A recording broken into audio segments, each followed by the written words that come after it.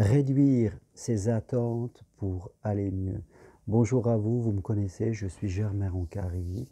J'accompagne toutes les personnes à distance de chez vous qui veulent dépasser leur blocage de vie ou être mieux dans leur vie sentimentale. Je forme individuellement et à distance possible de chez vous toutes les personnes qui veulent également devenir coach professionnel, psychopraticien ou hypnothérapeute et j'organise des marches d'évolution sur le chemin de Compostelle. Voilà, tout ce que je propose, vous pouvez le retrouver sur mon site germainroncari.com.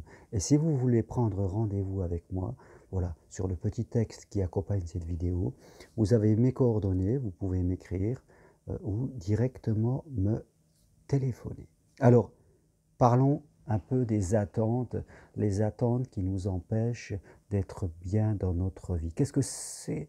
Qu'est-ce que sont ces attentes justement? Je crois que ce sont des désirs que nous avons de manière plus ou moins consciente à l'intérieur de vous.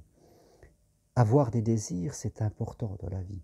Désir d'aimer, d'être aimé, désir d'avoir le matériel qu'il convient, de faire un métier dans lequel nous sommes heureux, dans lequel on s'épanouit, désir d'avoir du matériel, des bonnes relations, tout cela c'est important.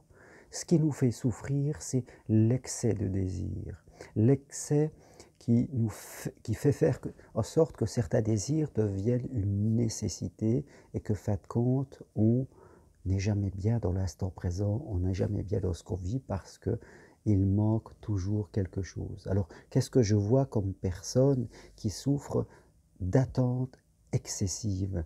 Eh bien, des gens en amour, des gens qui ne sont pas bien dans leur vie et qui font peser sur l'amour de grosses attentes, d'attentes très fortes. Et bien sûr, quand on a des attentes très fortes, nous ne sommes plus dans le lâcher-prise, on est bien totalement dans la prise. On n'a plus le recul nécessaire et forcément, nous sommes dans des attentes. Nous sommes focalisés sur ces attentes.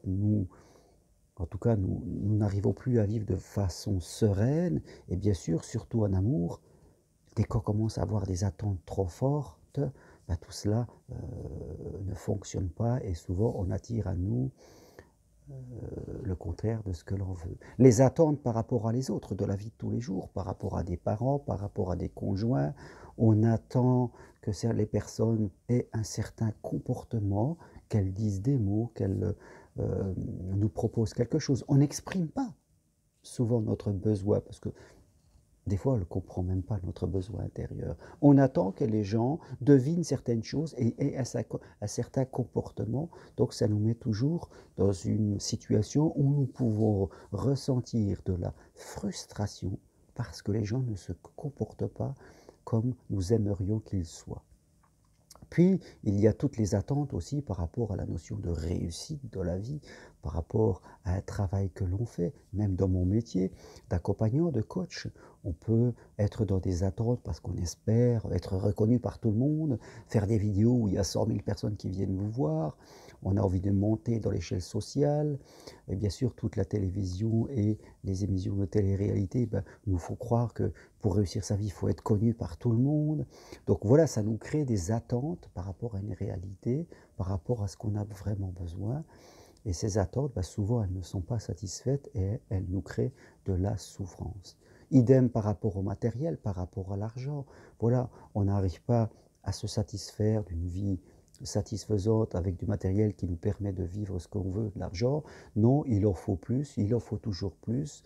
On est toujours dans ces attentes quelque part et même si on arrive à les réaliser, voilà, en fin de compte, une attente vient se changer par une autre attente. Donc, faites le point à l'intérieur de vous, émotionnellement, où est-ce que vous en êtes par rapport à vos attentes dans la vie, par rapport à vos désirs, amour, relation avec les autres, relation avec le matériel et l'argent, le besoin d'être reconnu, d'être aimé, la notion de la réussite. Dans tous ces domaines-là, relation à l'autre, à votre conjoint, est-ce que les gens sont comme vous aimeriez? Est-ce que vous êtes dans l'attente qu'ils changent leur comportement sans vraiment leur exprimer.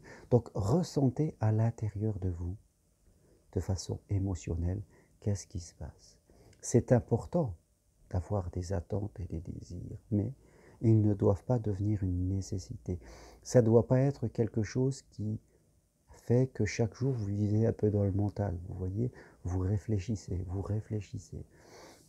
quelque part sans arrêt, et on n'est jamais dans le lâcher-prise. Et le temps passe, et quand on satisfait une attente, une autre vient. Ressentez ça à l'intérieur de vous. Rappelez-vous que la vie, c'est aussi chaque jour qui passe. La vie, oui, ce sont tous ces instants que vous vivez aujourd'hui. Que vos attentes se réalisent, c'est bien, mais d'abord, il y a la vie d'aujourd'hui. Sinon, on n'est jamais dans l'instant présent, parce qu'on est toujours en train d'attendre quelque chose. Vous attendez l'amour? Eh bien, c'est bien, mais c'est important d'être déjà bien aujourd'hui avec vous.